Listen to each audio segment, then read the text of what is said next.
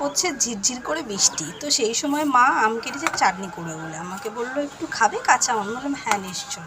তো এখানে দেখো আমটা মাখা করবো বলে আমি সমস্ত সরঞ্জাম নিয়ে নিয়েছি। কাসুন্দি, বিট নুন, লঙ্কা গুঁড়ো আর একটু জিরে গুঁড়ো।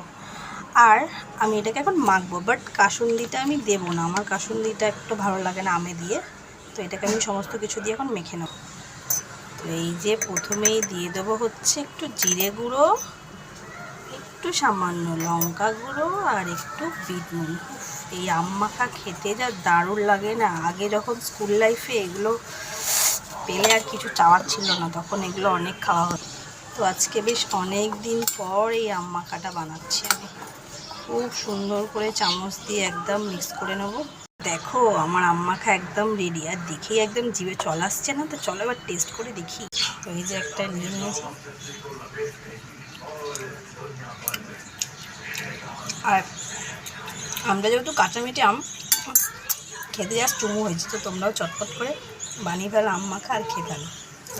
ভিডিওটা ভালো লেগে থাকলে লাইক, কমেন্ট, শেয়ার, সাবস্ক্রাইব করে দিও।